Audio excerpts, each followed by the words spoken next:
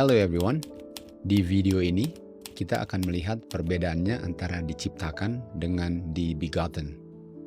Kalau kita baca di Alkitab, contohnya di Yohanes 3 ayat 16, dikatakan bahwa Kristus dibegotten oleh God.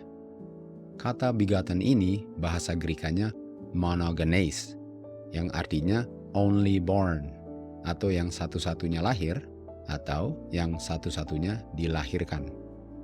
Kata monogenes ini digunakan di Lukas 7 ayat 12 untuk menjelaskan bahwa orang yang mati di ayat ini adalah satu-satunya anak dari ibunya. Artinya ibu ini hanya memiliki satu anak yang keluar atau lahir dari tubuhnya. Dengan kata lain, anak ini adalah satu-satunya anak yang dilahirkan ibunya. Di Lukas 8 ayat 42, kata monogenes ini digunakan untuk menjelaskan bahwa gadis yang berumur 12 tahun yang sedang sakit di rumah adalah satu-satunya anak dari bapaknya. Dengan kata lain, bapak ini hanya ada satu anak. Walaupun bukan bapak ini yang melahirkan anaknya, namun kata monogenes ini berlaku bagi bapaknya. Bukan hanya bagi ibunya, walaupun anaknya dilahirkan oleh ibunya. Namun tanpa bapaknya, tentu saja anak ini tidak akan ada. Di ayat Lukas 9 ayat 38, kata monogenes digunakan untuk menjelaskan bahwa anak yang dirasuk iblis adalah anak monogenes daripada bapaknya. Satu-satu anaknya bapa yang dibegotten oleh bapaknya. Kata monogenes di ayat ini, seperti di ayat-ayat yang kita sudah lihat tadi, artinya satu-satu anak yang dilahirkan. Satu-satu anak yang keluar dari orang tuanya atau dilahirkan. Kita semua pasti setuju bahwa arti kata monogenes bukan artinya diciptakan. Monogenes artinya keluar atau lahir dan menjadi ada dari jenis bahan tubuh yang sama. Manusia keluar dari manusia, anak keluar dari orang tuanya. Monogenes son artinya anak pria yang keluar atau lahir dari orang tuanya, bukan anak pria yang diciptakan oleh orang tuanya. Bukan. Monogenes son artinya satu-satu anak pria yang keluar atau lahir dari orang tuanya. Mari kita lihat ayat-ayat di Alkitab yang artinya diciptakan. Di Kejadian 1 ayat 1-3 dikatakan, God menciptakan langit dan bumi. Sebelum Tuhan berfirman di ayat 3, segala-galanya gelap. Dengan kata lain, tidak ada terang. Lalu di ayat 3, Tuhan berfirman, jadilah terang, langsung ada terang. Terang itu menjadi ada di mana sebelumnya tidak ada terang. Hal ini berbeda dengan adanya anak manusia dari manusia yang sudah ada, atau orang tuanya sudah harus ada sebelum anaknya ada. Jadi kita kembali ke Kejadian, terang menjadi ada dari terang yang sebelumnya tidak ada. Tuhan tidak menggunakan bahan terang yang sudah ada untuk menjadikan terang yang lain. Tidak. Terang itu menjadi ada di mana sebelumnya tidak ada terang. Itu adalah penciptaan. Sesuatu menjadi ada di mana sebelumnya bahannya sesuatu itu tidak ada. Contohnya, pohon menjadi ada di mana pohon itu sebelumnya tidak ada. Manusia tidak bisa menciptakan, karena manusia hanya dapat membuat sesuatu dengan bahan yang sudah ada. Karena manusia hanya dapat membuat sesuatu dengan bahan yang sudah ada. Contohnya, kursi kayu dibuat dari bahan kayu yang sudah ada. Bahan kayu dipotong dari pohon yang sudah ada. Tapi tidak ada manusia yang bisa menjadikan pohon itu. Hanya Tuhan yang bisa menciptakan. Sesuatu dari nothing, itulah penciptaan. Hanya Tuhan yang bisa menciptakan sesuatu dari nothing, dan itu adalah penciptaan. Berbeda dengan begotten atau monogenes. Monogenes adalah sesuatu dari sesuatu yang sebelumnya sudah ada. Penciptaan adalah sesuatu dari yang sebelumnya tidak ada. Kain, Abel, dan Seth tidak bisa menjadi ada tanpa sudah adanya Adam dan Hawa. Bintang-bintang di langit bisa menjadi ada oleh kuasa firman Tuhan, walaupun sebelumnya tidak ada bintang-bintang di langit. Adam bisa menjadi ada oleh kuasa nafas kehidupannya Tuhan, walaupun sebelumnya tidak ada manusia di bumi ini. Sekarang mari kita lihat Tuhan Yesus, yang firman Tuhan ajarkan sebagai the only begotten Son of God. Apakah kata begotten sehubungan dengan Tuhan Yesus artinya diciptakan? Karena kalau artinya sama dengan kata monogenes lainnya di Alkitab, artinya Tuhan Yesus tidak co-eternal dengan Bapanya. Karena untuk dilahirkan atau dibegotten artinya ada awalnya, sementara Bapa tidak ada awalnya. Tetapi, apakah karena tidak co-eternal, artinya anaknya Bapa tidak divine atau tidak ilahi?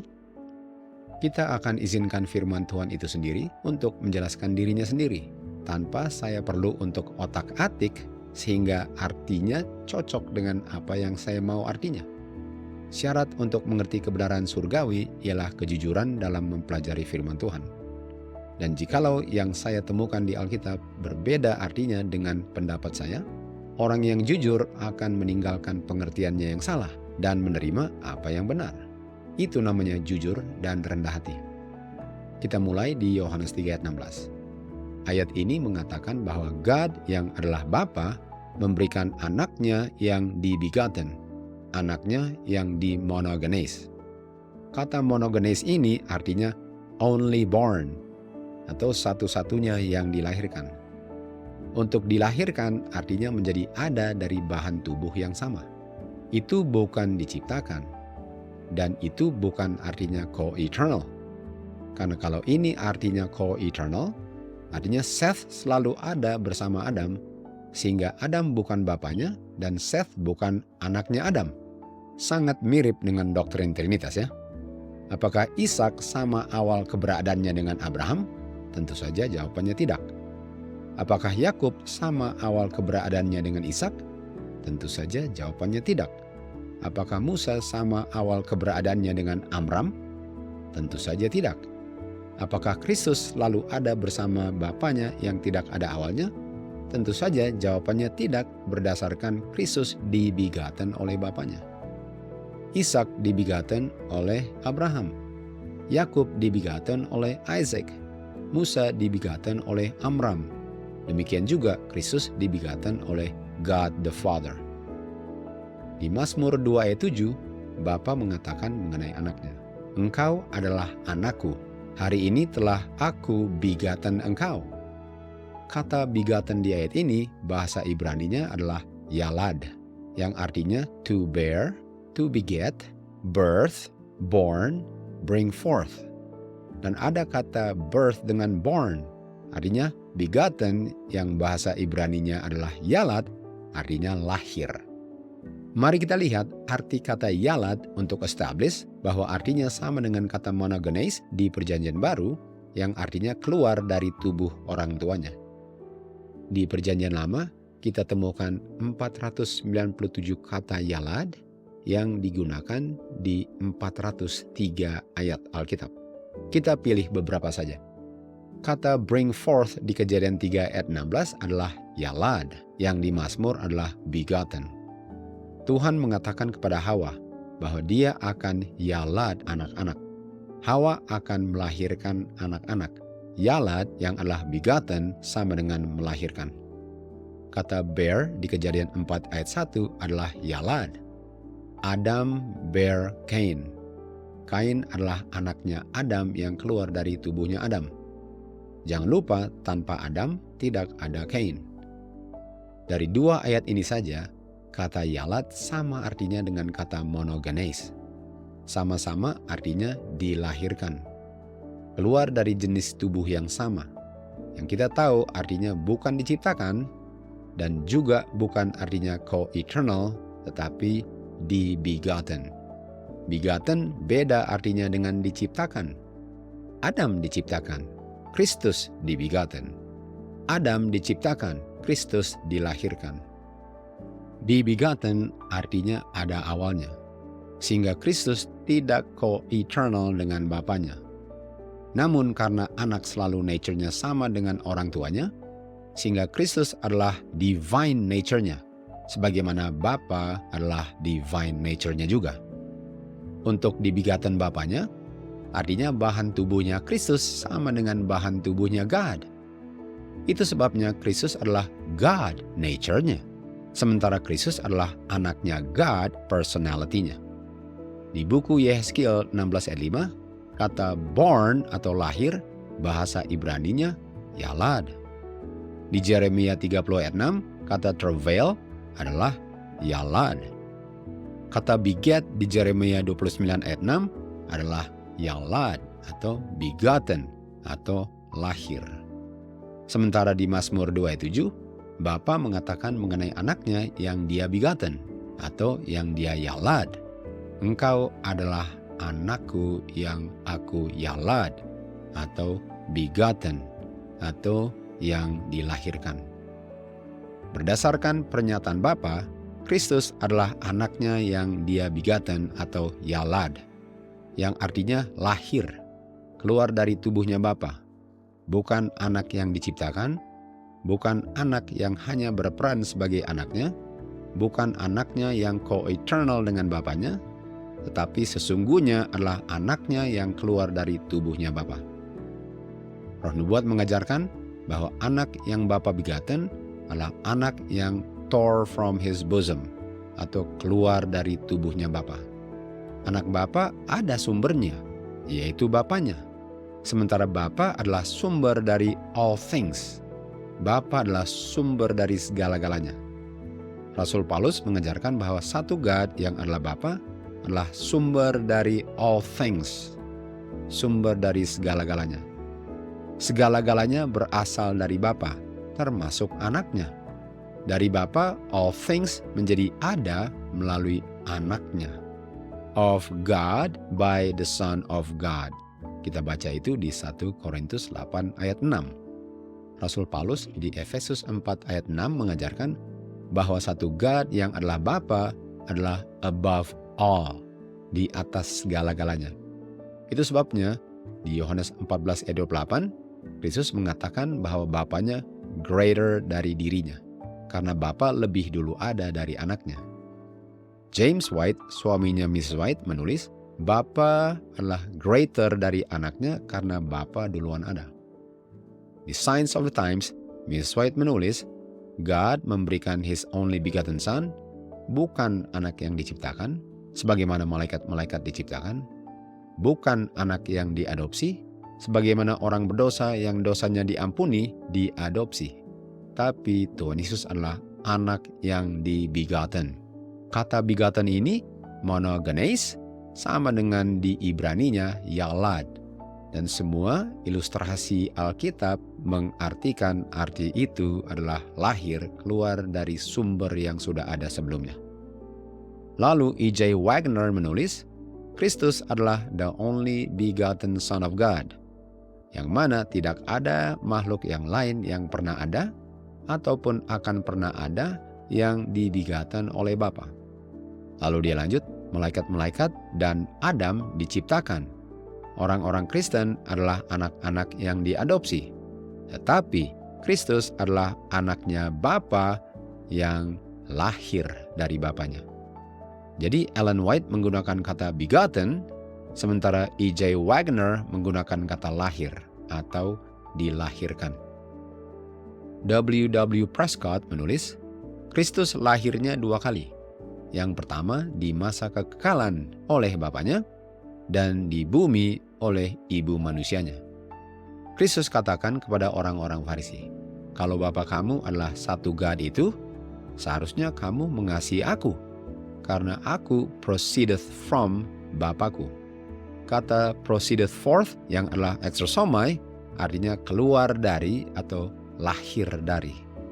Tuhan Yesus bilang kepada orang-orang Farisi, saya keluar dari Bapa saya lahir dari Bapa saya sesungguhnya adalah anaknya God. Saya tidak berperan sebagai anaknya God, karena saya sesungguhnya keluar dari tubuh Bapa saya. Murid-muridnya Tuhan Yesus percaya bahwa Kristus came forth atau keluar dari God. Mereka percaya bahwa Kristus lahir dari Bapanya di surga. Sangat disayangkan yang mengaku sebagai murid-muridnya di akhir zaman tidak percaya bahwa Kristus lahir atau keluar dari Bapanya di surga. Yang sekarang mereka ajarkan ialah Kristus hanya berperan sebagai anaknya Bapa. Dan kata anak yang digunakan artinya bukan anak, tapi hanya digunakan sebagai metafor. Doktrin Trinitas mengajarkan bahwa Kristus co-eternal dengan Bapa dan Roh Kudus. Sementara Alkitab mengajarkan bahwa Kristus sesungguhnya atau literally adalah anaknya God yang lahir keluar dari tubuh Bapanya. Dan Roh Kudus adalah rohnya Bapa dan Anak, bukan oknum ilahi selain oknum Bapa dan oknum Anak. Pertanyaannya, siapa yang saya mau percaya? Fundamental beliefs yang merubah fundamental principles yang perubahan itu sudah dibuatkan oleh Ellen White? Apakah saya mau percaya guru-guru, professors, ministers yang mengajarkan ajaran yang bertentangan dengan apa yang Bapa katakan mengenai anaknya waktu di Sungai Jordan? This is my beloved son in whom I am well pleased. Bapa tidak bisa berbohong. Kristus sendiri mengajarkan bahwa dia sesungguhnya adalah anaknya God. Murid-muridnya percaya bahwa Kristus keluar dari tubuh Bapanya. Iblis-iblis pun percaya bahwa Kristus adalah anaknya Bapa di surga. Serdadu Romawi di kayu salib mengakui bahwa Kristus adalah anaknya God. Orang yang matanya disembuhkan percaya bahwa Kristus adalah anaknya God. Setan sendiri waktu di surga, dia percaya bahwa Kristus adalah anaknya God. Siapa pembohong? Siapa pendusta? Siapa yang kalau bicara nggak ada kebenarannya? Bapa di surga atau setan bapa pembohong? Setelah Bapa menyatakan bahwa Kristus adalah anaknya, setan berkata kepada Kristus di padang belantara, "Jikalau kamu memang anaknya God," sementara setan dengar sendiri bahwa Kristus adalah anaknya God sesuai dengan kesaksian Bapanya di Sungai Jordan. Setan pun tahu bahwa Kristus adalah anaknya God waktu setan di surga. Dan itulah sebabnya terjadi peperangan di surga, karena setan tidak mau mengakui bahwa Kristus adalah anaknya God, sementara dia tahu Kristus adalah anaknya God, karena dia cemburu. Dia menginginkan posisinya Kristus, sementara dia diciptakan oleh Bapa melalui Kristus. Jadi siapa yang meragukan bahwa Kristus adalah anaknya God? Walaupun dia tahu bahwa Kristus adalah anaknya God? Jawabannya adalah setan. Sebagaimana setan menipu Hawa di Taman Eden dengan meragukan perintah Tuhan mengenai buah yang dilarang untuk dimakan, di akhir zaman juga setan sedang membisikkan roh keraguannya. Dan yang dia bisikan adalah, apakah Kristus memang anaknya God? Sehingga yang diajarkanlah Kristus bukan anaknya God. Gak apa-apa untuk makan buahnya, kamu tidak akan mati. Apa yang terjadi di awal bumi ini sedang terulang di akhir sejarah bumi ini. Siapa yang menang?